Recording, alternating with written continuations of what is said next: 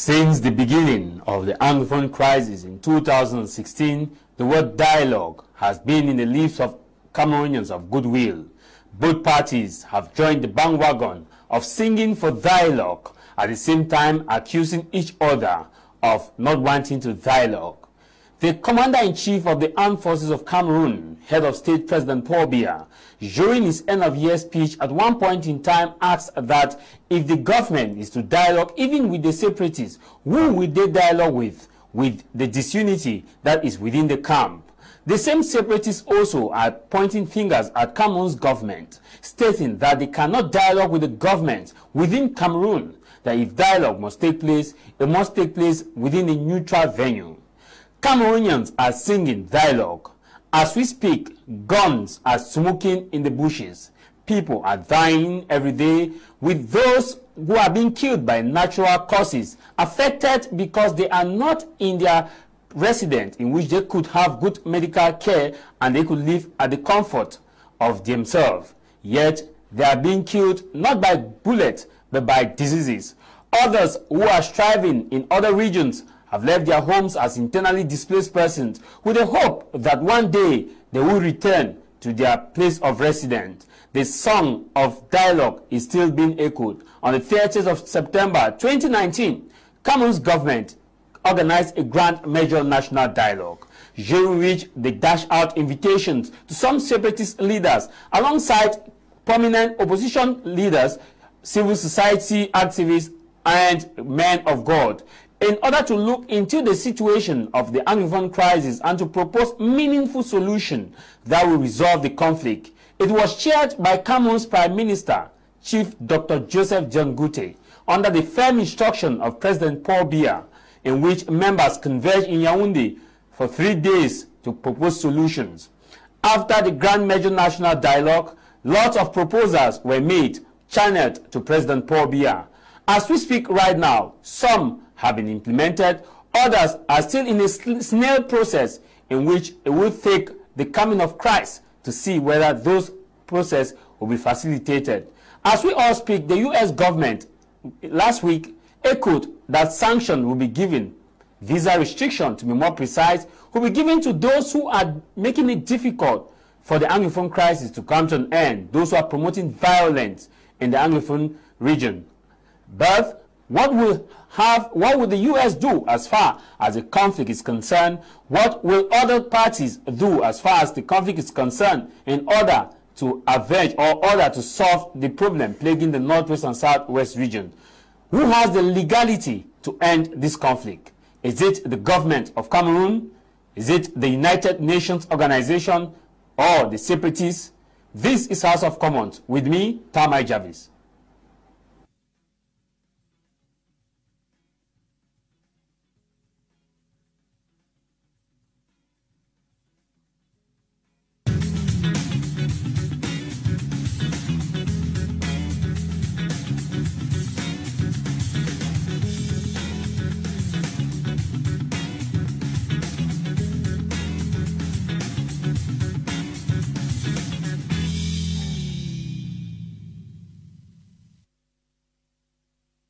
(2016, 2017, 2018, 2019, 2020, 2021. Good afternoon to all those of you who are watching us in Boya, those of you who are watching us in Bamenda, those of you who are watching us in Yaoundé, and those of you who are watching us online. Want to say good afternoon and happy Sunday to you. To kickstart today's program, which is who has the legal responsibility in ending the war in the northwest and southwest region, I begin by introducing to you my guest. I start with Ms. Ngalim, who is a human rights advocate. Ms. Ngalim, it is a privilege to have you.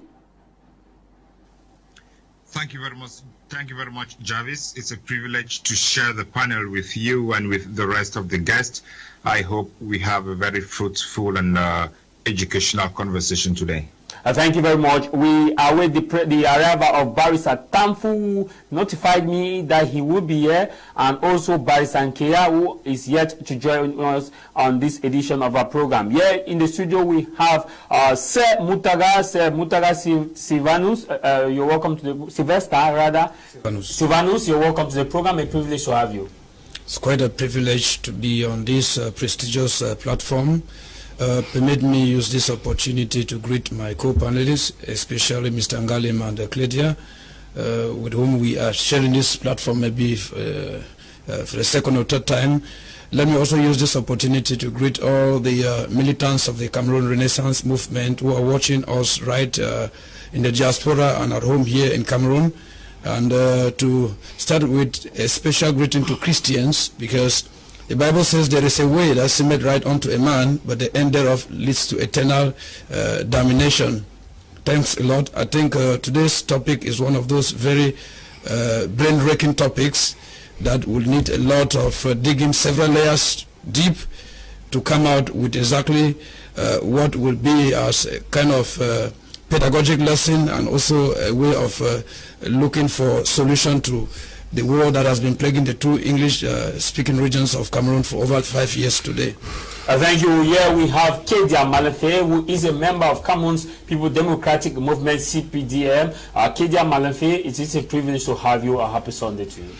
Thank you very much. Greeting to my co-panelists, and I would like to take this opportunity to greet all Cameroonians, especially our Member of Parliament that are going on with their June session at the Assembly, especially Honorable Ngala Gerard and Honorable Njingu Musa, that are really on the field doing a good work for the good health of their people in this period of COVID, and to promote education in their various constituencies. Thank you very much. These are the gentlemen with whom we are going to discuss on today's program. We shall also be having intervention from Mr. Sama Abang, and also we shall have intervention from Jan Dennis, the PAP, the president of the People's PAP movement. I'll begin with you, Mr. Ngalim. Mr. Ngalim, when we look at the topic itself, who has the responsibility of ending the war in the northwest and southwest region? You are a legal mind, and you are also a human rights advocate. You have a knowledge as far as principle of war across the globe is concerned, and you are deeply rooted in terms of conflict. Who has that legality? Thank you, Jarvis, for this very complicated and complex question, which calls for an in-depth reflection and analysis. You know, this should not be a question that is limited only to the law or to conflict management, but it's supposed to be handled as an holistic question, because, you know, life is a whole bucket where everybody contributes. And as we are talking about the war, we need to also look at the role that civil society can play, the role that the church or religion can play, and the role that medical doctors can play. Every person has a role to play. But if we have to narrow it down to the topic of the conversation today, which is the legal responsibility, the legal responsibility falls down on the parties who are engaged in this war. We have two principal parties. The first party is the state of Cameroon, represented by the government of Cameroon, and the other party is the Amazonian movement. So when we look at what is happening, we do acknowledge the fact that both sides are engaged in the conflict, and there is violations on both sides. Both sides are killing people, and both sides are destroying property. So it would be a little bit disingenuous to say that that one side is innocent, but we can look at what responsibilities each side has to contribute towards the resolution of the conflict. First of all, the government is enshrined or is obligated to protect citizens at all levels. You know, the government of Cameroon does not operate in an island. The government of Cameroon represents Cameroonians and also has obligations at the international level. But the separatists have an obligation at their own level to keep themselves away from criminal responsibility, though they have the arguments that they raise, and the government also has its arguments that it raises. The government argues largely that they are fighting to preserve the territorial integrity of the nation, which of course is one of government's responsibilities. But when you look further into international legal instruments and into national laws, you would find that the laws compel government to protect both citizens and their property before looking at territory. And if we have to compare territory to people, I would argue that people need to be protected more than territory. So for over the last 5 or so years, we have come across a situation where people die every day, people are killed every day, and the situation is causing more deaths.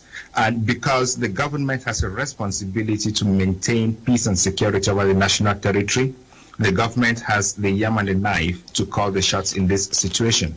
You would remember that the government has always insisted that no inch of the territory has fallen into Amazonian hands, meaning government has the sovereignty and the authority over the whole territory.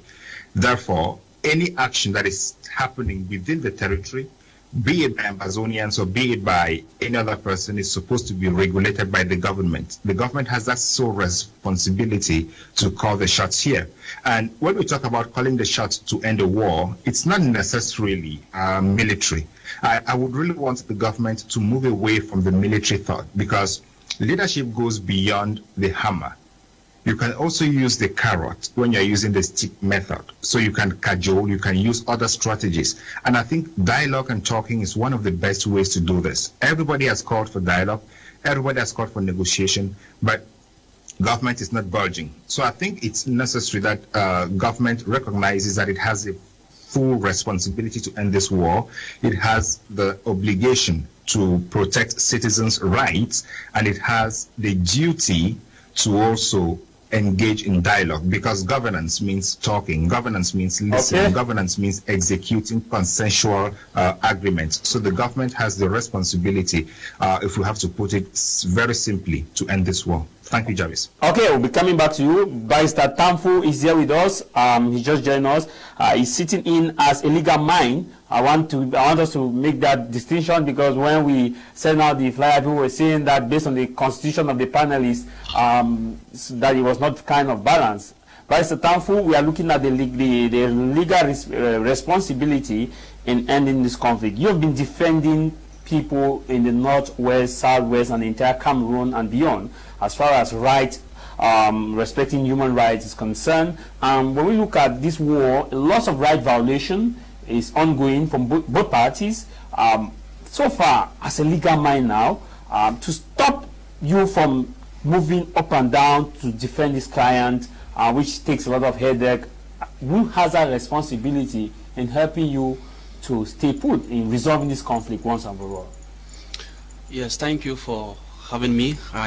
You have to pardon my lateness. It was due to circumstances beyond my control. Your question is very important. You are asking to know who has a legal responsibility to solve the crisis in the Northwest and Southwest. I will answer you simply. The Northwest and the Southwest are not isolated countries. They are regions in a country called Cameroon. Cameroon has a constitution. In that constitution, there is the office of the president, who is the head of state, head of the army. He's the guarantor of our liberties, civilian liberties, political liberties. So when you are asking me who has that legal responsibility, there are no two persons that has the power. That is the yam and the knife, and that person is the head of state, President Paul Biya at now. That is the sole person that can decide. If he himself was at the forefront of this crisis, we wouldn't have been living what we are living today.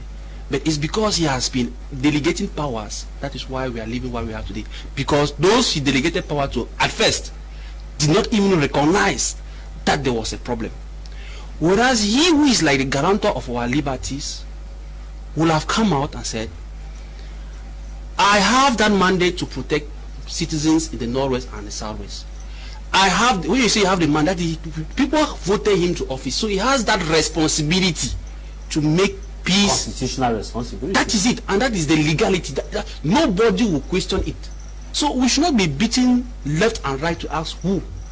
Don't expect the parties who are on the field fighting to come up and meet. They are at war. Everybody wants to defend his own position. That is the situation. But now, he, like the president, will have come out and say, okay, I have that legal responsibility because I have a constitutional mandate. I have observed the ongoing conflict, and I've been able to identify how many parties or who are involved. That is not being done. So first, they are not able to identify the parties. And if you are not able to identify the parties, you will not be able to know how to even start. But that's acting in bad faith. Because I will say that if this conflict is ongoing, the only responsible person, who is that legal person you are talking about, is the head of state, Mr. Biya. He is the one who is instigating this continuous ongoing conflict because he has deliberately refused to settle it out. And I bet you the option he took, because to him, he took an option to resolve it, thinking that militarily he is going to succeed. But we have had other conflicts as it is happening in other countries, and we have seen that the military option that he decided, because when you even say who has that legal responsibility to put an end, we should not also forget that he's the one who is the principal person who instigated it, who made it to go to this armed war, because he is the one who declared war to the people. Like many say he did not declare war.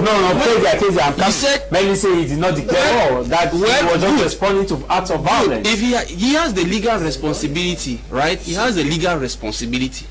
Okay, let's assume he did not declare war, but you have that legal responsibility now. When you say he has the legal responsibility now to put an end to the war, right? Yes. Good. Let him take the baton. Barrister, when you say the head of state is instigating this conflict, the head of state will argue that he has called for the grand measure national dialogue. He has released prisoners. He has created the disarmament commission and demobilization. That he has called for those in the diaspora to shun violence and come back home their political son. That he has given the special status. That he has created the bilingualism commission. That he is much is still going to be done, and that he recently appointed independent consulators in these two regions. He is still going the wrong way. Okay. You cannot have the legal responsibility to solve problems, and when you want to take the decision, you don't consult those people. What he organized, let us be frank to ourselves, he himself knew that it cannot work.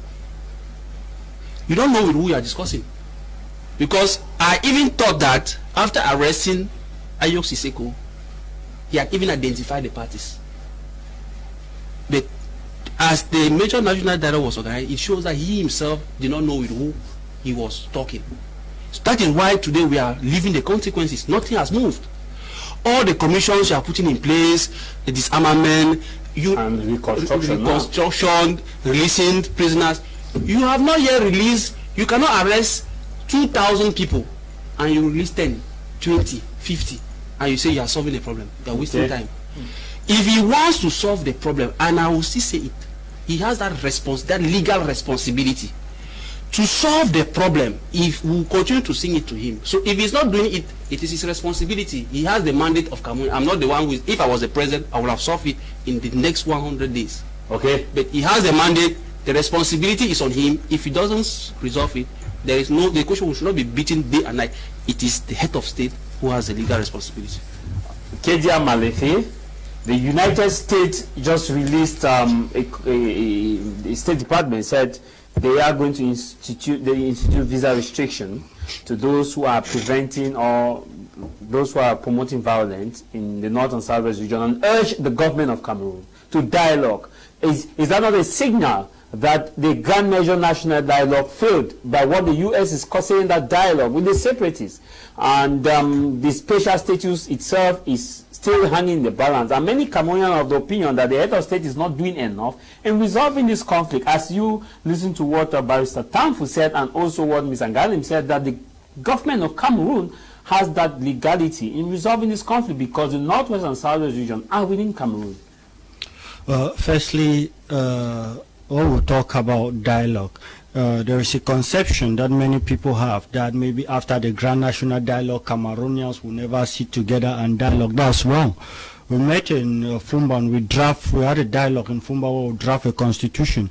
In the early 1990s we met and we decided on certain changes that took place, and the Grand National Dialogue took place. And just of recent, even the Prime Minister was dialoguing with businessmen based on reconstruction of Northwest and Southwest region. Dialogue has always been at the main forefront of the present crisis we have. We remember that when this crisis started, we saw ministers going to South Africa to dialogue with those that are there. Some were dispatched to Europe and America. That's it. They were the one in Europe that even said that the government representative should come back and dialogue with the people back at home. Maybe some of us have forgotten. The present Prime Minister now was in charge of Commonwealth. He was one of those that led the delegation to South Africa.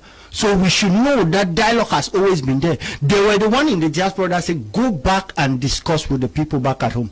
When they came back, everybody says they need an inclusive dialogue.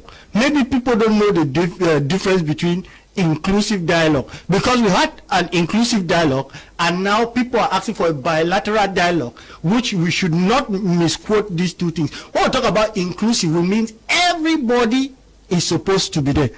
But I get some people saying that the government should dialogue with those in the diaspora. That make it not to be inclusive, because I myself, I am a Cameroonian, I'm supposed to be there. All walks of life is supposed to be there in the dialogue to make it inclusive. So we should know the definition of terminology before we come out to say what we want to say. Now, about those that were invited, is for sure some came. Some refused to come. They gave their own reason. But it would be a shame for us to think that we should leave Cameroon to go and dialogue in another country in the name of whatsoever. Even all these people, we are even talking about them in the diaspora, I don't hear them talking again for a long while. I don't want to go into those aspects, but I pity those that are there fighting that those people in the diaspora will come for their aid or whatsoever. They are growing fat. There are things that I would not like to expose, but I pity those that are in the bushes, hoping that those are the people that will come and mediate for so, in essence, I'm just telling those in the bushes that they should forget about those people. Are you by chance saying that the dialogue has been so effective that there is no need again for robust action, because the U.S. government from the outing of the State Department is clear that dialogue has failed, that they are calling for effective dialogue?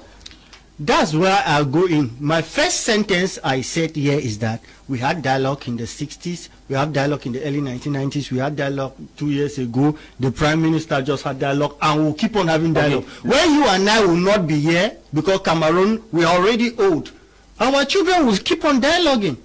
So that is a concept. We should understand that as Cameroonians, we will keep on dialoguing. Now, sharing of responsibility. Yes. I got many people paying attention on just two people. Some say the government, some say the separatists. Nobody thinks about the people themselves of the Northwest and Southwest. The sovereignty of a state lies on the people, and the people are the ones that decide to give the government. So the people have power more than the government. So the people have the power to resolve this conflict. The people, okay. Let me come now to this aspect. Have we seen with all of us here, if we are hypocritic, but we want to say the truth, have we seen villages that people in the villages have beaten out Amber boys and sent them out of their village and they are in peace? Have we not seen it? We have seen it. If everybody says there is no village, that person is a hypocrite. Because we've seen villages where the people themselves got up and decide to put the people. So what am I saying? I'm saying that there are three people, category of people. We are in a democratic country. So these people now have elected the government, and the government have that sole power to lead them. But that government cannot do it alone without that people. So it's a shared responsibility. Yes, the people can even take a decision without the government, but the government cannot take the decision without the people. Okay. So this is the aspect we should understand. The people need to collaborate with the government. Okay. And that's the only choice. Thank you. We'll be coming back to you. Semutaga, you've listened to Kevia. The Cameroon Renaissance movement, since this conflict started, they've been advocating for dialogue. When we look at what is happening now, who has that principal responsibility in resolving this conflict from a political standpoint? And your party, what's your party seeing as who has a responsibility in resolving this war? Mr. Atta, I would like first of all to give some legal parameters, instruments of war, because we are talking of war in the northwest and southwest region of Cameroon. If we look at international laws, the first thing we have to bear in mind is that the first component regulates the condition of war. That's the jus ad bellum, Metro understands it. And then the second component has to do with the condition of warring. That's the jus in bello. Now, the law of war defines sovereignty, it defines states and territory, occupation, and other critical terms of international law. Now, when you come to modern laws of war, it has to do with what? The declaration of war. Modern laws of war has to do with the declaration of war. It has to do with the acceptance of surrender and the treatment of prisoners of war. It has to do with military necessity along with distinction and proportionality, and then the prohibition of weapons that may cause unnecessary suffering. So if you look at what is going on in the northwest region, we'll find out, first of all, is there any military necessity? We'll find out. Now we look at along it, the proportionality of the force used by the government, regular forces, the soldiers to fight the separatist fighters. Is it proportionate? Now, if you want to go into technical details, you understand that there have been violations, especially from the regular forces, the forces of law and order, the military, and they could equally have been some violations too from the separatist leaders themselves. It's not the very first time. You find that when you look at the war between Japan, especially in 1930, Japan had to use chemical weapons against the Wush massacre. When they did the Wush massacre, Italy also used mustard seed gas against Abyssinia in 1935. Now, Japan used again chemical weapons against China in 1938 and 1941. Now, coming to the war going on in the northwest and southwest region, we are talking of the Cameroon Renaissance movement. The Cameroon Renaissance movement has been advocating on the fact that the war in the northwest and southwest region is a war that would have been avoided by the regime in place, which is that of my panelist year's political party, Mr. Kleda's political party, the CPDM. They would have avoided this war if they had taken all necessary precautions, bearing in mind that war starts without anybody consent and can never end just easily as we think we can stop it. Now, the Grand National Dialogue came and gone. The CRM advocated for an inclusive dialogue. When I heard Mr. Kleda spoke here, he spoke with a lot of alacrity, but I think his argument lacks substance, because if we are talking of an inclusive dialogue has to do with the belligerents. They are the ones that need to be brought at the table of dialogue. When they are talking of a dialogue that will need to end war, they are talking of the belligerents. That's what we talk of an inclusive dialogue. If we estimate that the dialogue was to end the war in the northwest and southwest region, I think the leaders of the Ambazonian state, the purported state of Ambazonian, I think then they are still in prison. I thought the Swiss dialogue would have been held, because the Swiss dialogue was going to give a platform for negotiation on terms of how that dialogue, the really inclusive dialogue that was supposed to take place in Cameroon here, will be done. Now we heard the former Catholic leader who died, I think Cardinal Toumé, Christian Cardinal Toumé wanted a dialogue, an Anglophone dialogue, because remember that the Anglophone crisis broke out with the Anglophones revendicating certain alienations. So he wanted to prepare a fertile ground for that dialogue to hold. We saw the former mayor of Boya categorically refused that dialogue was not going to hold, and it was a CPDM mayor. So in a nutshell, if we want to be very frank on this, I think that those who have been pretending to be in favor of a dialogue are the CPDM surrogates and even the CPDM party itself, because they will claim they want a dialogue, whereas in the nutshell they want to organize a monologue. The Cameroon Renaissance movement said this emphatically, that if a dialogue would be held that will satisfy the aspirations of the entire nation and bring peace to the Northwest and Southwest region, international partners like the United Nations, it has the African Union, you have the big nations, you have France, you have the United States of America, you have Great Britain, you have Germany, and other partners who are well advanced in terms of democracy would have to come in and they see how they can mediate in this in resolving the crisis. But Cameroon, because the like cosmetic measures, had to organize the Grand National Dialogue in violation of all proposals that were submitted by diplomatic partners. You know, sometimes they are just behaving like you know, when you give a child a piece of meat and then you ask the child to give you the piece of meat, the child will refuse, forgetting to know that the pot of meat that you gave the child that piece of meat is still with you. These guys are those who the United Nations and all international partners were those who came to Cameroon. They were involved in the partition of Cameroon, especially during the colonial period. And then they are those who are well advanced in democracy. They are well advanced in diplomacy. They know particular parameters of democracy and diplomacy that when employed will lead to a lasting solution to any war that is going on. I want to tell you that the Biya regime blatantly avoided, let me say, trampled upon all those proposals that were made. But your party has advocated or is still advocating for federation, am I correct? And your party still believe that there is need for all these belligerents to sit on the table and dialogue. If they were to dialogue in terms of what is happening now, would they, what would that be? What would they take into consideration in terms of ending this conflict, which has been for 4 years now? Briefly, so that we go to other members. Yes, you talk of the Cameroon Renaissance movement believing in terms of vying in for federation.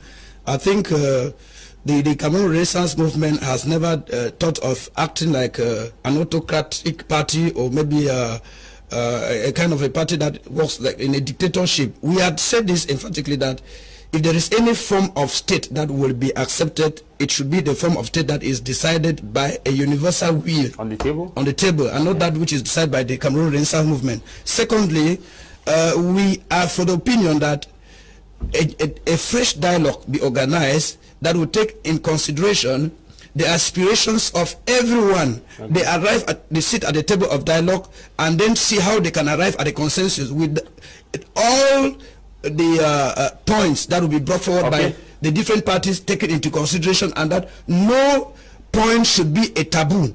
Like you find the Cameroon People's Democratic Movement, they said the form of a state is a taboo. So we of the CRM do not think that the form of the state is a taboo. So it's something that is debatable. Coming back to you, let me take on some few messages. Then we'll get to Barrister Tanfo before going to Mr. Ngalim, because I want Barrister Tanfo to get me a clarification. Then Mr. Ngalim too, who is a human advocate, who will have to clarify that before we continue the discussion. Those of you watching us on Facebook, want to say happy Sunday to you. Happy Sunday to Adele Betel. Happy Sunday to Daniel, happy Sunday to Nsangong, Franklin, Erico Jombos, Raymond J, happy Sunday to John Filingo, happy Sunday to Godi, Nyonkoni, happy Sunday to you, Brian Cyprian, Piccolo Daisy, happy Sunday to you, Jeep Tabe Ebot, happy Sunday to you, Rene Manti, happy Sunday to Samuel Tabi, happy Sunday to you, Quincy Jones, Ndifor, Erico Jombos, Roland Aminke, Yaya Rolin, Precious Atem, Obi, happy Sunday to you, Stephanie, Picono Daisy, happy Sunday to you, Simit Bright, happy Sunday, Rene Dumze, Andy, Maclan, happy Sunday to you, Isobu, Araji, Blackleg, happy Sunday to you, So all those of you watching us on social media, I want to say happy Sunday to you. Keep your conversation going. Send us an SMS on the number on your screen. And in case you may want to be a panelist of our program for subsequent edition, the number is on your screen. You can get to us. Barrister Tamfu, you've listened to Semutaga, and also I'm sure you've listened to Kedia. As far as this conflict is concerned, Kedia is stating emphatically that dialogue has been ongoing, and that the dialogue has been inclusive dialogue, dialogue inclusive, and he believes that it is a system of dialogue that is going to resolve this conflict. But we've not seen this war going anytime soon. It might move from a then gun period to AK-47. Now we are moving to IED. The situation is complex. Yes, the situation is very complex because politicians have taken it and making their bread. Everybody will tell you, we are doing this, we want to do this, and you will see the ping-pong game. But we should not deviate from the principal objective. Now, it is not the Cameroon Renaissance movement who is leading Cameroon. I think the political party that is leading Cameroon is CPDM, who has the president. But I don't even want to take it that way. Let's put the politics aside.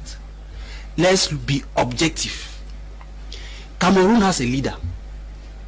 We have to solve a pressing problem. And to believe or think that the war in the Northwest and the Southwest is like other wars that we have with countries, opposing countries, is making a very fatal mistake.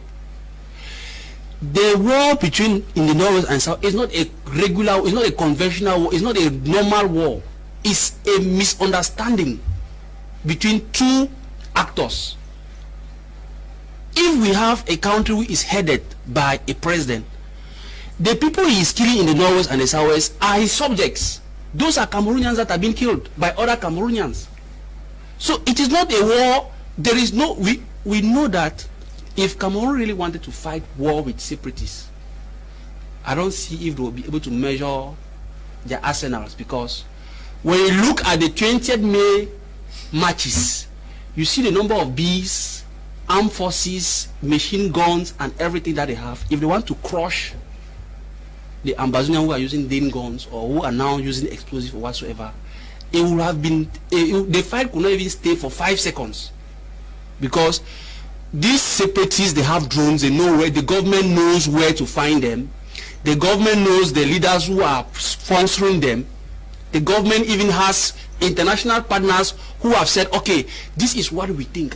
When the crisis was buoyant, I saw series of diplomats coming to Cameroon to talk to Mr. Biya. I was hoping that Mr. Biya was listening to them.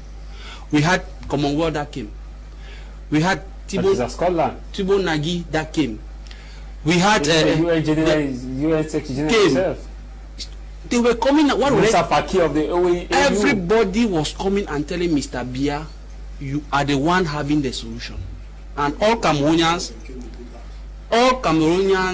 were hoping, knowing that, oh, at last, Mr. Biya, who is always giving deaf ear to revendications, will listen. But he continued to do what he knows best, to snub at Cameroonians. Cameroonians will give you mandate and you snub at them. That's being irresponsible. So I will continue to say and maintain that the legal responsibility lies on the head of state, who has the mandate of Cameroonians. And it is because he's acting in bad faith. Because he will not tell me that... Kedia said the head of state has called for inclusive dialogue, that the head of state dispatched ministers to this... That is why I say we will not leave countries. That is why I say we will not leave... And they said, Kedia said the people from diaspora said you should come and dialogue with the people at home. That is why I say politicians will continue to keep us astray, because they have their political gains. I'm not surprised that even among the people he has been sending, there are some of them who do not want this war to come to an end, because their pockets, they are building mansions, they are fitting fat, and the suffering civilian populations are there suffering. Okay. They're in the bushes as well. You need to be with those people and see what they are living. You need to visit the prisons and see what they are living. The hardship is too much. Okay. We'll be coming back to you, Barrister Tamfu. Let's get to Ms. Ngalim.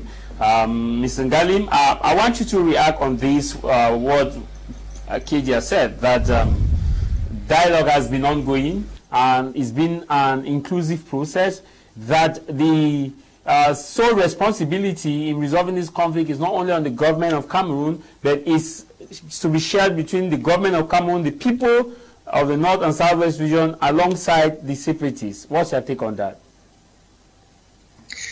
Yeah, I listened to Keja with a lot of attention, and if you just listened to him, to his preliminary words, you might be lost on what we're talking about. We are not saying here that dialogue is not necessary, or that dialogue is something that could be conducted in any manner. We are saying that some institution has the legal responsibility to end the war. That is our point of conversation today.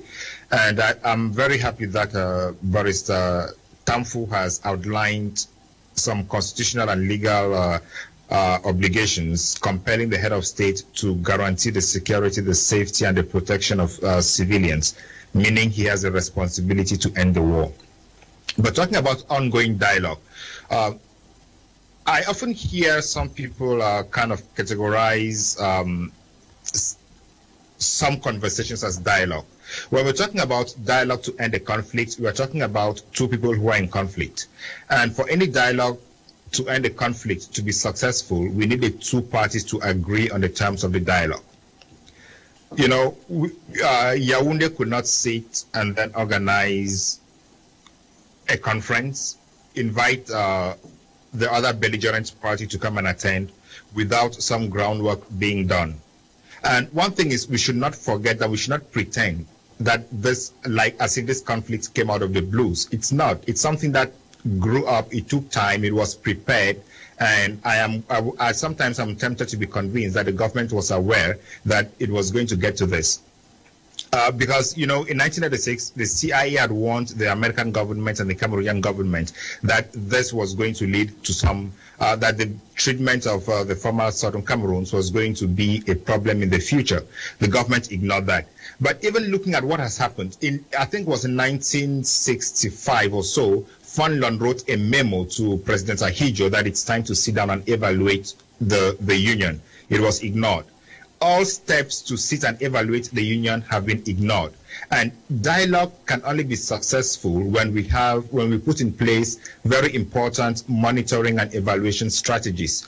Any manager knows that to evaluate policy, to evaluate the success of policy, or to evaluate what has been put in place, you need to put in time-bound indicators and milestones to see how far you are progressing with your policies and your strategies. These have never been put. Let us for one moment pretend that the Grand National Dialogue was a dialogue aimed at resolving this conflict, because I don't believe it was.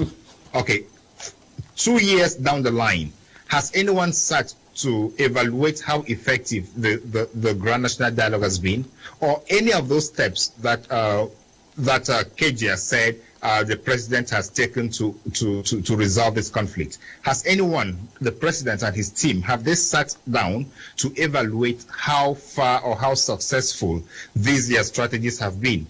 Because if I were to do that evaluation, I would conclude that the strategies have failed. You know, in 2016, as you said, Jarvis, there were no guns. We just had catapults and stones on the streets. 2018-19, we then saw sophisticated weapons. 2021, we are seeing improvised explosive devices. What are we going to see next year? What are we going to see the next year? So we should at least be humble enough to recognize the fact that we are not all-knowing and we make mistakes. And, you know, when everybody says that there is need to sit down and talk, it is not because people hate Kedia and his group. It is not because people hate anybody. It is because people believe and know that talking resolves problems. So pretending that what happens is dialogue and that what has been happening all along has been dialogue is off the mark. Because for us to have dialogue to resolve this conflict, the two parties at least need to agree on some preliminaries. When are we going to talk? Are we going to talk face to face, or should we bring in a third party? Because the relationship between Cameroon and the Ambazonian movement has broken down terribly, that I do not see it possible for the two of them to sit and talk without a third party. By the way, when we talk about the Grand National Dialogue, and we claim that the Ambazonians were invited to attend. At least forget about the Ayabachos who are in the diaspora. Think about Sisiko, who is in Yaoundé. Why did they not take him to the dialogue? I'm sure by Satambu is that when he was arrested. Only when he was being taken from Nigeria. So these are some very little and important questions that we really need to analyze and ask ourselves the real questions. But the African Commission of Human and People's Rights. Let me do a follow up. Maybe the head of state will say they are afraid that if they brought in Seseko, the Ambazonian people will say Seseko and the rest have been compromised, as often the case. So the government was avoiding the nuance of being tagged that they are bribed to Seseko and Co and forcing them to dialogue under chains. That is a very powerful assumption, which of course means that if the government wants to assume on behalf of Ambazonians that Ambazonians would accuse Sisiko of having been compromised, then the government could equally use other strategies to bring different people in. The only alternative to such an assumption should not be keeping them away. The government could dispatch someone to talk to all Ambazonians. They know them. They know the leaders. They know who can represent Ambazonians. The Swiss HD has invited some to Switzerland. They know them. The African Commission of Human and People's Rights invited SCAPO and SCNC to sit down and talk with the government. The government has since never showed up. So it's not a question of being compromised here or there. It's a question of the government's goodwill. The government does not want to do the basics, does not want to do the backdoor pre-negotiation to talk. Okay. And if that is done, this problem is going to be resolved within a twinkle of an eye. Thank you. Thank you, Jarvis. Yeah, I will come to you. Maybe I'll come to you, Kedia. Many say the messages I'm reading here says that the President of the Republic has failed woefully in resolving this conflict, that the responsibility lies on the CPD and government that have failed, and that there is need for this government to go before this conflict is resolved. What's your assertion looking at this reality, plus the fact that Gont assists smoking? If the dialogue were that effective as you had indicated of inclusiveness, why is it that we have instead moved from Gont to IED plus AK-47? In any house, when there's a problem, the father is responsible.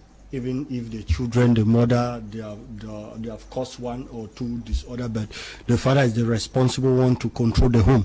So those of them accusing the government is democracy, is their legitimate right, because when they accuse the government, it's because the government is the only person they can turn to. They cannot turn to separatists either. Now, when this crisis started, please, we should have this terminology defined. We have those that are okay with the unitary system. We have federalists, we have confederationalists, and we have separatists. These are the major people that are there. So now to dialogue, they said they need an inclusive dialogue, meaning that all these people must be there equally. Federalists must be there, unitary system must be there, confederationalists should be there, and separatists. That is why we call it inclusive dialogue. Everybody must be inclusive. Now, when many people were saying this, they didn't surely know the meaning of what they were asking. Now, when the inclusive dialogue has when you say many people, no, I'm coming. Because even people in my, even people streamline the many, because now, excuse me, please. I have listed the various people, right? We have federalists, we have confederationalists, we have unitary people, and we have separatists, right? Yes. Inclusive means talk with all of them. But now, when you come out to say, okay, fine, the government of the Republic of Cameroon should discuss with the separatists because they are the ones that have picked up arms. You are directly saying that, okay, fine, let the government exclude those for unitary system. Let the government exclude federalists. Let the government exclude those for confederation, and now dialogue now with those that have picked up arms. If the government is dialoguing only with those that have picked up arms, then you should not call it inclusive, because not everybody is included. That's why I'm going back to the definition of this terminology. The text, now, coming back now. Let me just guide you. Looking at the current situation of the war in the northwest and southwest region, which form of dialogue is your party looking at that can resolve this conflict? You say many people were thinking about inclusive dialogue, and we have seen that it seems the inclusiveness has failed. Which other context that your party is going in for in resolving this conflict? You remember the last time when there was rumored that the government is planning a dialogue with Ayok Seseku? You remember many Cameroonians that are here, the former attorney that's in Boya, I think so, and other politicians. They came out to say if there is dialogue, it should not be only Seseku. They are also important and they must be inside. So there are certain times that yes, there is a problem and everybody needs solution and everybody propose things in their own perspective so that they'll get solution. But they should also know that there are other aspects that the government sees. Government does not look at only the give solution that will have other impacts. That's the first thing. We should not forget that in this country, the name separation did not start with Northwest. My question. My question is, which form of dialogue now is your party looking at to resolve this? Because you've said inclusive, people talk about inclusive, that they forgot that that was the inclusive they were talking about. President Paul Biya is the president of the republic and he will keep on dialoguing with all Cameroonians. He will not keep no one behind. Both inclusive and... He will not keep no one behind. If we are still honest before God and man, we are saying that government should talk with the separatists. Are we not witness here on this platform and those at home watching us that the government wanted to discuss with these guys in the diaspora? They asked them to meet at Swiss for the Swiss dialogue and they asked for 5,000 euro. Who is ignorant about it? Okay. We all know that they say that before they go to Swiss and dialogue, they should give them 5,000 euro. Who is ignorant about it? If you are ignorant about it, you tell me, I will hear. But who, if before God and man, who is ignorant about it? So that is the situation. I know you are a lawyer of the Cameroon movement. No. When they talk about CPDM and when they are talking about Cameroon movement, they say no. And you know there are two of them. Why should we do that? They have been calling CPDM. We know that they are members of their party that have been in the diaspora that has participated with fundraising for those fighting arms. We have seen it is in the social media. Members of the Cameroon movement. Is it an established fact? Secondly, we know, in fact, I know that maybe we're educating Cameroonians, please. The videos are there on social media, we've all seen it. Okay. And lastly, to conclude, the money for COVID, 900 million, that they embezzle about 300 million. No, it shows that they don't have the moral value to No. We're not talking about COVID here.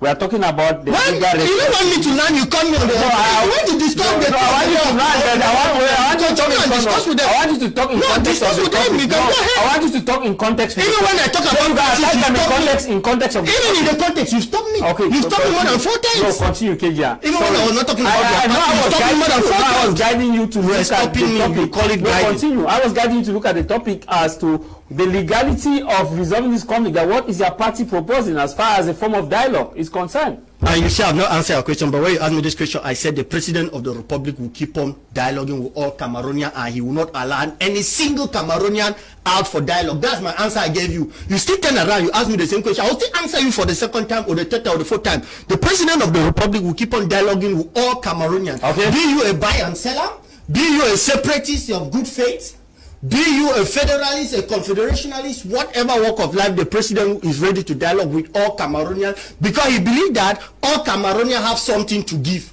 for the growth of their nation and nobody will be excluded. That's the answer I gave you, but you said that I did not answer your question. No. So I don't know if you like another specific question. I will get to Barrister Tanfo, but you talked about the fact that inclusive dialogue, and you talked about the fact that we have bilateral dialogue. So I was asking on the context of the nature of dialogue. If you say the head of state is considered that it's ambiguous, I was asking about what you said. I was quoting you, not quoting myself. Barrister Tanfo briefly react on this, so I would take a reaction from Mr. Sama and alongside Jan Dennis. We will come back to you, Semutaga. Let's briefly. Mr. Keda, nobody on this panel is more Cameroonian than any other. We are all Cameroonians, and if we are talking about this topic today, let's respect those who are watching us. We are here to educate. We are not here to do the shouting of the arrogance of the CPDM from left and right. About what the government should do, what CPDM doing. When you speak, we should respect. We are talking about the government. This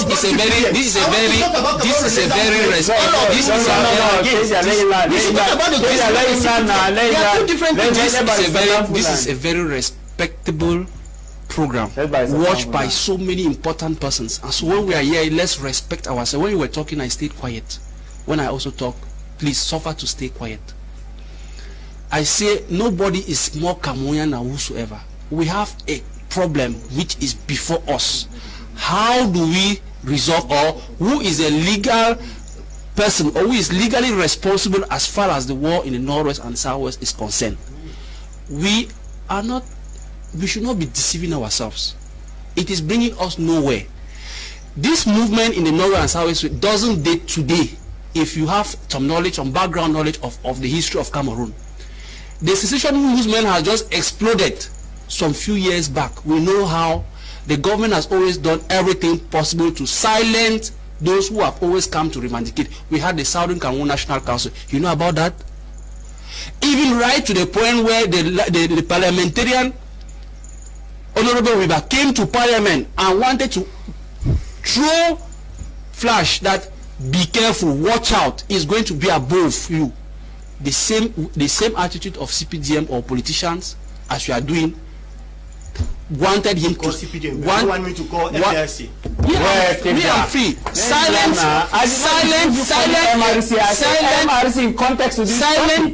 the representative of the people who came to he was like a watchdog that please, there is something that is happening or that will happen. Do something, and he was not listened to.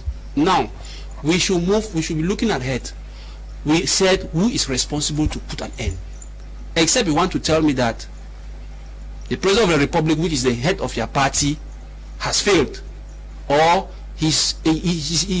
because had it been we were not into a crisis, we'll have congratulated him that okay, the leader of the CPDM has resolved the Anglophone problem.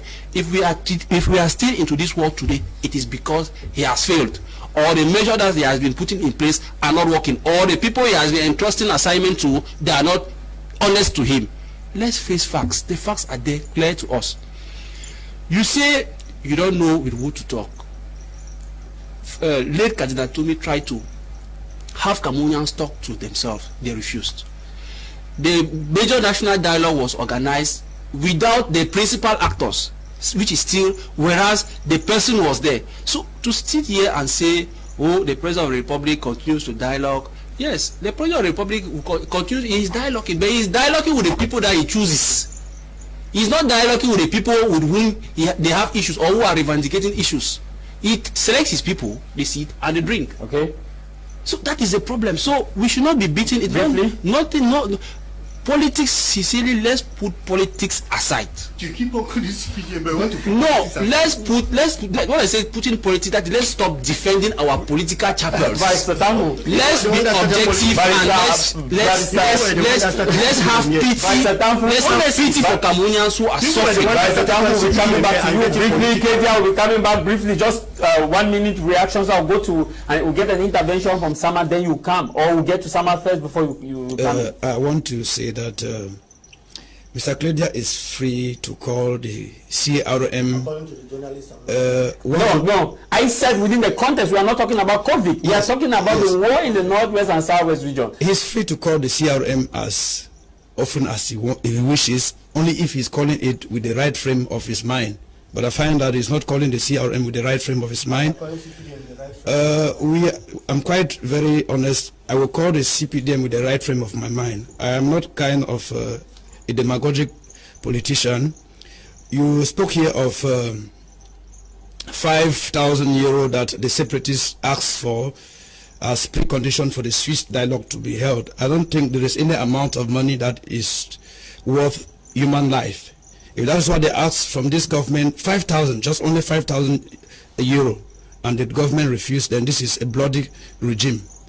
Secondly, you spoke of the federalist, that the dialogue was an inclusive dialogue because it has to do with federalists and all the like. I want to tell you that Ayuk Tabe, Wilfred Tassam, you have the Mark Baratas and the rest. These are guys, in 2016, they were federalists. They only got radicalized because the government, gentlemen, with all due respect for your political affiliation, briefly, I think you give me the chance to talk. They were all federalists. They only got radicalized because of the arrogance of the regime in place. You talk of those who are for decentralization and all the like. These guys have mere wishes. They have never had any genuine will to push it forward, because decentralization was voted in 1996.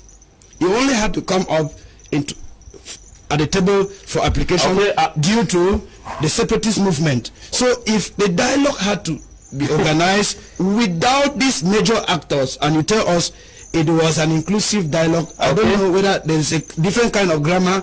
I have to go back to secondary school, university, back to them. But I know. And then another allegation I want to refute categorically, and for the listeners whom I respect so well, is that there is never a day the CRM would ever buy the ideology of separation. That's why you saw when Professor Maurice Kamto went to Europe, these guys had conflict with him. They ran into conflict with him because they wanted him to recognize them as a movement and dialogue with them. He said, okay, if you want to dialogue with me as Ambazonians, I don't think this is the right place for me to talk with you. You could come when there will be a dialogue. Maybe you have, like I told you, the representation of the United Nations, the European Union, the African Union, and other like the diplomatic partners who sit at the table. You come there with your legitimate claims. If you claim they are legitimate, you table there as a state. We will dialogue there.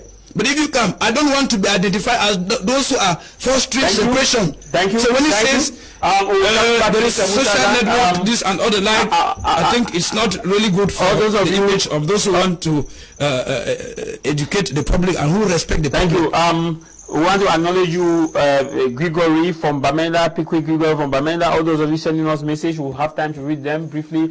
Let's go and take a reaction from Sir Abang Sama Abang concerning this topic, and in a similar line we will take also that of Jan Dennis of the PAP party.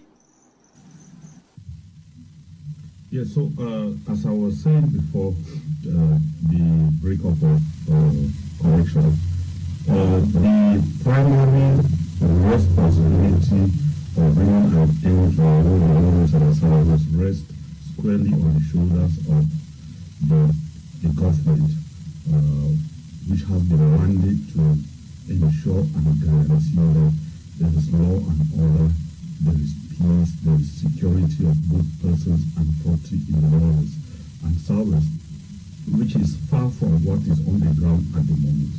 It is not just a legal or constitutionally provided responsibility and duty, but it is also a moral obligation of the state to ensure that its citizens live in peace and security. But in asserting the role of the state, the primary role of the state and the supreme role of the state to ensure this, we cannot turn a blind eye to the excuse me. We cannot turn a blind eye to the role of the citizens who are part of that social contract. There is a mutuality of responsibility on the state as well as there is on the citizens. That takes me to this common security slogan that I observed in neighboring Nigeria, which is used as an educative slogan to encourage citizens to participate in ensuring peace and security within their towns and localities. It is a slogan of, if you see something, say something. The police and military cannot be everywhere at every time. And so it is incumbent on the citizens to participate in bringing an end to war in the northwest and the southwest by cooperating. That puts a responsibility on the citizens to help the military, to help the authorities on the ground, to help administration fight whatever enemy the administration has identified as enemies of the state. So there ought to be collaboration between security forces, defense forces, and the population. That now is the moral responsibility of the citizens. I know you might say I am digressing because you are question focused on the legal responsibility, but we can't really separate the legal responsibility from the moral responsibility because the citizens will have a role to play. Where there is that rift between the military, the administration, the state, and the citizen, then putting an end to the war in the north and the southwest is elusive. We must bring in the role of the citizens, which now is what I call under you see something, you say something. By exposing those that you consider are a threat, those that you consider are working against the interests of the state and the community, those that you think are benefiting from the war situation, those that you think are encouraging, are accomplices, are complacent, and making it difficult for the war to be ended. You see something, you see something. That now brings into play the military-civilian partnership, which unfortunately is what we don't have at the moment, because there is a suspicion gap, there is a trust gap between the civilians who ought to be security agents, civilians, security agents for the state, to report cases of threat within the communities. There is that gap because people can't trust even the military, because even among the security forces there are moles. Who are those I call you? Those who feed information to the enemy against their colleagues and against those who reveal information to the military. It makes it difficult. But if you accept with me, Jarvis, from these two, you understand that there is a responsibility, a legal responsibility of the state as provided for in legal instruments, because it is the duty of the state by virtue of the existence of a social contract. But there is a moral responsibility on the citizens who are the victims, as we speak, of the war situation. They can't carry out business as usual. They can't live a life of security and peace as usual. They can't engage in their projects as usual, and so they are the primary victims. So there is a legal responsibility on the state, and there's a moral responsibility on the citizens.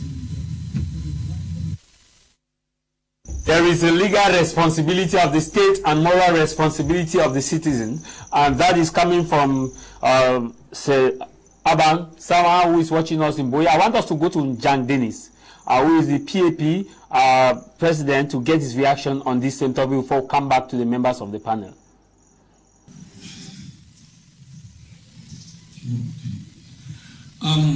Asking about who holds the legality in ending the ongoing conflict in the northwest and the southwest, or let me say in former southern Cameroon, it is a question that I think we all already know the answer.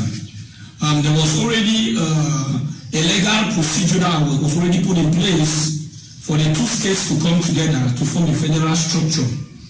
I think there were two states, two entities that wanted to reunify, and they had to put a legal framework. And that legal framework was put in place by the United Nations under the plebiscite. And through that plebiscite, the two states came together, and what we now find today, the 1961 formal conference, that led to the birth of the federal structure. So even though right up to date, the legality, the legal framework was not really structured or was not really rectified, because right today there are still some school of thought who feel that the fact that the United Nations gave room for Southern Cameroonians to willingly and freely join, but the legal procedure was not completed. And that is why, right up to date, some people are of the opinion that it is true the union came together, but it was not solidified under a union treaty. So there was already a legal framework, there was a legality, but the legality was not yet completed. But anyways, throughout that period, there was a gentleman agreement for the two states to come under the federal structure, of which there was a legal framework that was put in place through a federal constitution, and which the federal constitution stipulated clear that no matter what other condition, no matter what happens, the federal structure should not be touched. And that is Article 47 like that. So we all find ourselves that even within the fact that there was no legal treaty, but the two people still lived. There was West Cameroon, there was East Cameroon. In fact, there was a federal structure. Unfortunately, we saw the systematic maneuver by the regime, the Republic of Cameroon, from Aïdjo and to Paul Biya, who systematically decided to destroy everything, all the foundation that was put in place in the federal structure, irrespective of the fact that there was just a gentleman and there was no problem. They had a well-carved-out scheme to assimilate the people of the former Southern Cameroons. So it is within that framework that today, when we are seeing the armed conflict is not an issue of today. I think if there was that legality that was fully respected, I think we didn't find ourselves where we are today. And I think there was a group, Southern Cameroonians have been struggling to ensure that that legal framework should be binding, and that's why there was the formation of the SCNC. So it was SCNC, I think SCNC, yes. There was a group that was found called the SCNC, and their motto was the force of argument and not argument of force. And they tabled this issue, and whenever they want to come up, the Republic of Cameroon will always use intimidation, coercion, and arrest, threats, and all the like. So it had existed for long, to a point where there was a case in Banjul at the African Commission for Freedom and Human Rights and Freedom, where they tabled a situation for the restoration of their territory, and the court gave the verdict was in favor of the Southern Cameroonians. And up to date, the Republic of Cameroon, with all their machinery put in place and lobby with France behind them, everything has just gone like that, and nothing is being spoken. And if the Republic of Cameroon feel that they are not guilty of the illegality of what they are doing, I think they would have come up with enough argument to prove to Southern Cameroonians that their actions are illegal. But all today we only see what they do. They are using the word called the argument. Okay, that's John Dennis. I'm sure we have about 10 minutes to go because we started kind of a bit late, 10 to 15 minutes to go, started a bit late. I'll come back to you. I know you are on standby. Mr. Galem will be coming back to you. Please just be on standby. Sebutaga will come to you. I know you have time to react on that. I'm kind of confused here. Maybe let's start with Barrister Tamfu before going to Mr. Galem. Then I'll come to you. And for going to Robert, so I will change the order. So Robert should speak last as far as this section is concerned. Let me get to you, sir. Many will say that it's not just the president alone, that there is a National Assembly, as we've been seeing in other countries, the National Assembly that has the lawmakers who have that mandate to say, okay, if the president has failed in resolving this conflict, it is time for that arm of the government, the National Assembly, to sit and look at the issue. Resolving this conflict. The legality, does it still not fall at the level of the National Assembly? Should we not look at them, or only looking at the president? Let's say the president has failed. Should the situation be like this? Okay, if we accept that the president has failed, sovereignty lies or rests within the people. And those who are at the National Assembly are representatives of the people. So if we can acknowledge for certain that the president has failed, yes, we now, the people who are the representation that we have in the National Assembly, if they really wanted to solve the problem, they could also come on stage. When you have a problem, all avenues in seeking the solutions are favorable. Like we have seen that the head of state has failed because the people gave the mandate to him. Think back and see if you can solve it. At the National Assembly, we have people who represent the people. Voted, elected. So, meaning that we could also turn to them.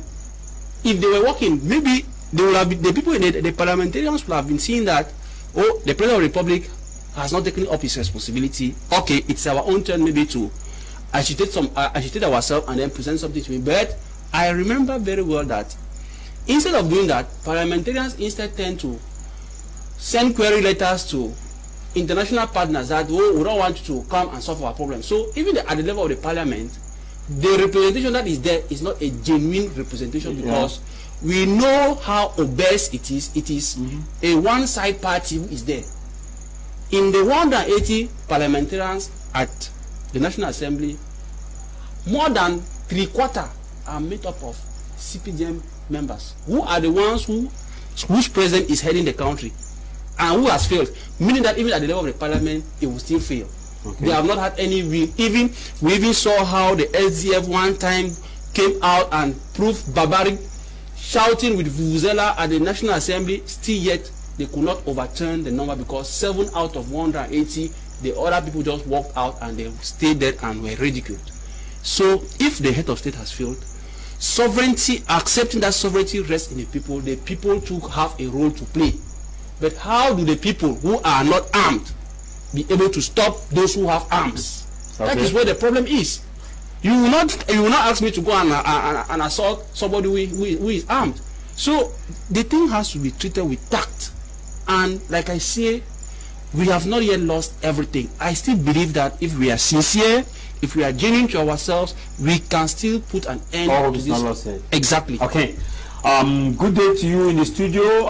Please to sit in the studio and talk about party and politics is more painful to us in the Northwest. It is not about politics. It is clear that the President Biya, having been elected by Cameroonians, have acted in bad faith after 5 years of continuous killing. Have not stopped. This is coming from Mr. Jonas from Bamenda. You know, some messages are being sent to people. When you send us an SMS, be a bit Republican. Good day, Jarvis. Interesting programs, but next time, know the type of. Okay, thank you. Your message is gotten. This other one is a good day to you all in the studio. I love the program. It is coming from Stone in Bamenda. Good afternoon, House of Commons. Nice program. Good afternoon to you all. I think. I'm Joseph Tonzi in Yaoundé. More than 8 people were killed in my village, Bafanji, last 2 weeks.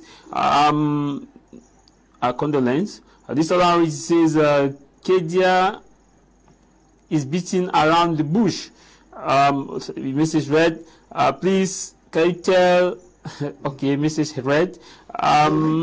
Good afternoon, sir. I am Peter from Tico. Nothing good will come out from this regime. No, from the ethics of journalism, I cannot read messages that are attacking people. Maybe I get to Ms. Angalim. Let's get your take on this. Does the parliament not have that power to probe into this government and say, hey, we have now the legality to resolve this conflict? But before I get to that, let me just try to clarify one issue.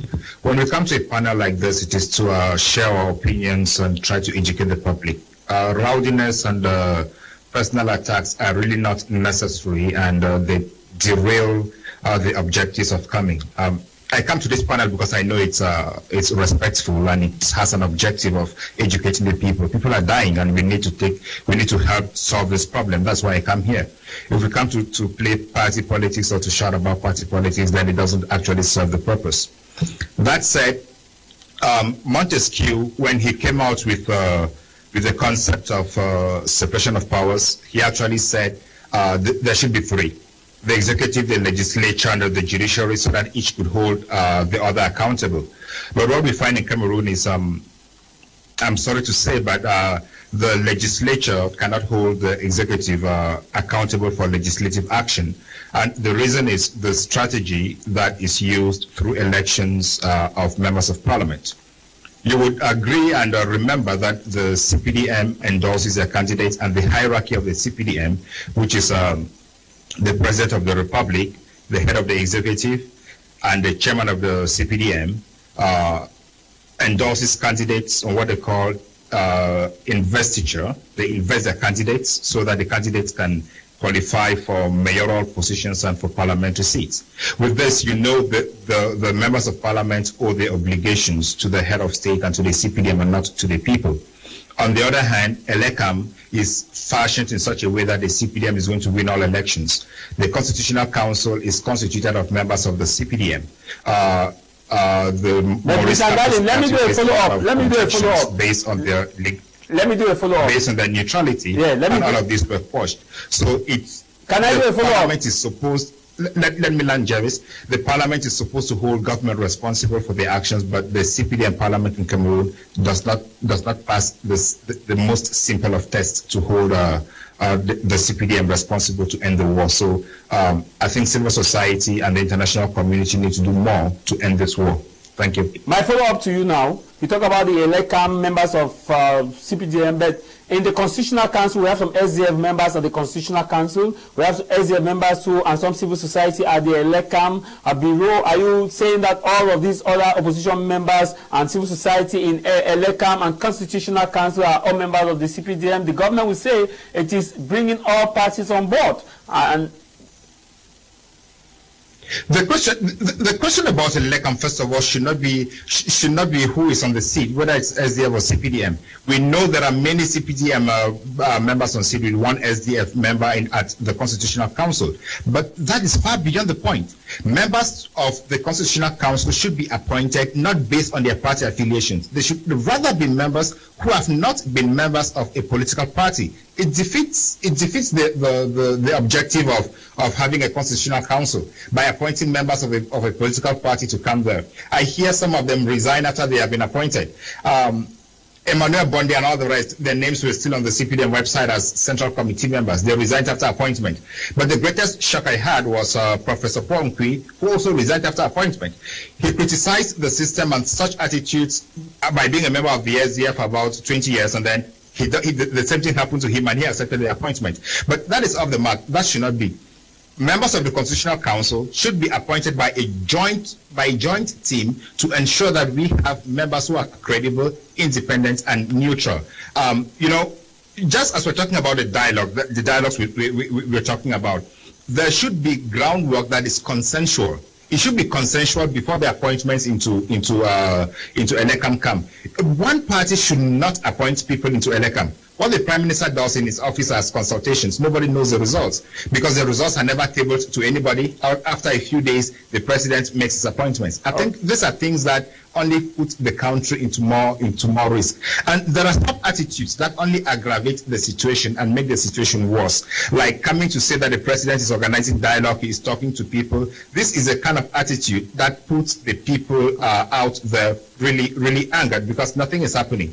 And then to land by saying that the government of Cameroon has refused to commit to the Swiss dialogue because of 5,000 euros. This is funny because, you know, how much does the government spend a day in fighting the war? If the government is spending more than 5,000 euros in fighting the war, what is the peace? Should the peace of southern Cameroonians and the peace of the people, the lives of the people, worth 5,000 euros? Is 5,000 euros worth it? So I think KJ and the CPDM should really try to revise these utterances and their positions and ensure that there is consensual agreement about dialogue and let peace return. We have close to 6 minutes to end the program. Semutaga, let's get your take on this final round. As far as this is concerned, many will say that the parliament is of the position to resolve this conflict, but your party did not go in for the legislative and the municipal, and basically maybe they would have add up to the numbers and change the dynamics as far as this conflict is concerned. Yes, many people will agree with me that the CRM did not go in for the parliamentary and municipal elections in 2020 simply because of the electoral system in place. You remember in 2013, the CRM went for the municipal elections. They won 4 out of the 7 councils in Yaoundé, and all was rigged. In 2018, they went in for elections, and you know what happened. the presidential elections were rigged. So once you've tried once, twice, and it's not moving, I think the next thing is for you to find out where the problem comes from. They tried in 2013, it didn't work because of the rigging machinery that has been put in place. 2018 did not work. They will not have to go in for the 2020 twin elections, only just maybe to legitimize the first concept of democracy in Cameroon. So if you talk of the members of parliament, having that legal responsibility, which is equally legitimate because they are one of the arms of government in Cameroon, to saying that they resolve the crisis in the northwest and southwest region, I would say yes, it's their responsibility, but do they have the powers to do so? I would say no. Mr. Ngalem just said it quite a while ago. He sounded emphatically, and I want to say it is crystal clear, looking at the parameters through which most of them gain party, that's the win party tickets.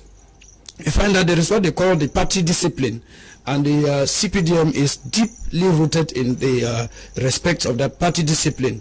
So once the executive... And you would say that even the CRM also have investiture nature of selecting candidates, as it was prior to the legislative before they backed out. I think this will be pure distraction, because at this particular moment we are talking on the National Assembly that is in place.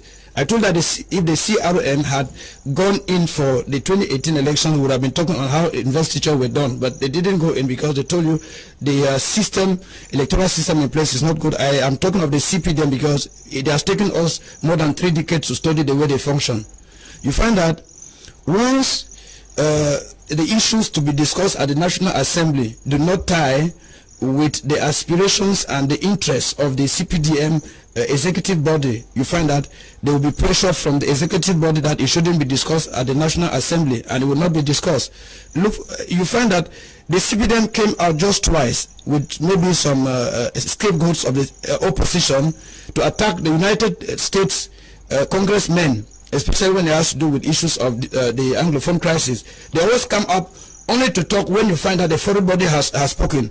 It has never been discussed at the National Assembly. And then secondly, you find that the COVID-19 gate brought a lot of hidden things that used to happen at the National Assembly. The members of parliament have the first 2 roles to do. What do they have to do? They have to vote laws and then check government actions. But when you talk of a National Assembly where members of parliaments are there just to lobby the executive members, the ministers and all the like directors of public companies, and then have contracts, you find that first of all, what do?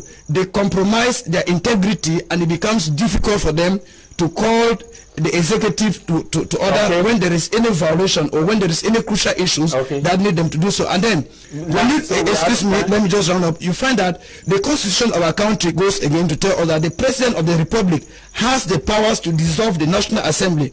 That mere fact is something that intimidates the National Assembly. He might dissolve it. What happens if that issue of the Anglophone crisis is discussed at the National Assembly and the President of the Republic finds it a taboo, and then he has the powers to dissolve? You know that if the members of parliament go into the street, maybe to protest, you know what obviously happens? Uniform officers will be sent to impound. Thank you so much. We will look at the issue of the National Assembly. Kedia, briefly, maybe we'll look at this. What's the way forward as far as this issue is concerned on the legality? You have shared the view with Sama that it is a shared responsibility with the people, the government, and the separatists. Before I go on that, I just want to make certain points clear. Firstly, your microphone is a bit tilted. Firstly, I said those that wanted to go for the dialogue, we know all those groups individually, they were asking for 5,000 euro as bribe.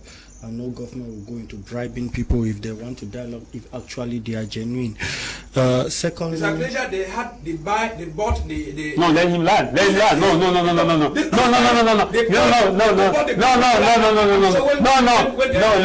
Let Kezia land. Let the Kezia land. Let Kezia land. As I was saying before I was interrupted, they just said we should be gentlemen. I just saw the quality of the gentlemen I have on the platform now. As I was saying, the responsibility goes back at the level of the government, and the government have done everything in its powers, which we may which some few people will say that they are cosmetic. but I don't know any cosmetic aspect that the separatists have done to bring peace. Lastly, I turn to the people to tell them that they are the sovereign people. I appreciate those people that in their villages they stood up to say enough is enough, to fight Ambazonia fighters and send them out of their village. I appreciate them, and I call upon them to collaborate with the government so that they can bring a lasting peace back in the northwest and southwest region. Thank you. Thank you very much, gentlemen. Mr. Ngalin, before we take leave of you, a last word, briefly. We're out of time. Yes.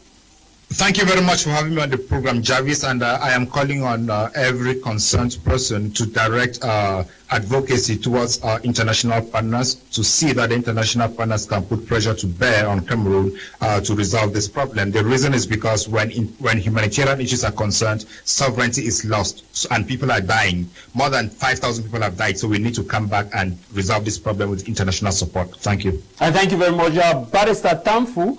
Your last word? Yes, my last word is that may the Lord should visit President Paul Biya, because when he acceded to power, he received Cameroon that was at peace. And I will pray that he should use his wisdom so that when he's about to leave Cameroon, let him do everything possible that Cameroon should regain the peace that he took when he was acceding to power. So God should visit him and really touch his heart so that his heart should be soft. Kedia Marafe, your last word before we take leave of you? Thank you. It's a pleasure to be here. Greetings to all Cameroonians. Of course, Semutaga, your last word? What I want to thank God for is that the CRM had to prove it in 2020 that the elections in Cameroon, especially the municipal and parliamentary elections and even the regional elections, can never satisfy or resolve the crisis in the northwest and southwest region. And presently, I think that Mr. Biya, where he is, he's not having all that physical strength enough. I think at his age, he cannot even resolve the problems of this nation. So Cameroonians, if they are expecting anything from Mr. Biya, I think it's a lie from the pit of hell. We should continue pressurizing this regime in place to to notice the vacancy of the President of the Republic for fresh elections to be organized, so that the next president that will be coming up will resolve the problems of the Anglophone. Because the Biya regime has failed, it cannot resolve the problems. Thank you very much for all those who took out time to send your SMS. Once you hear the messages that were read, sometimes there are so many messages, a lot of you sent your messages and they were not read.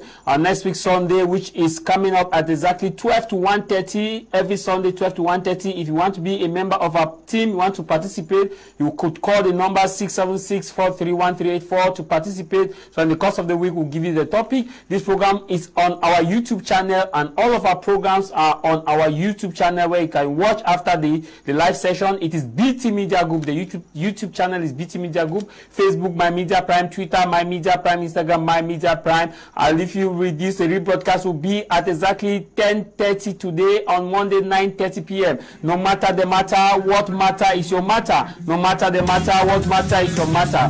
Bye-bye from Cameroon Economic Capital, Fem John Bangen.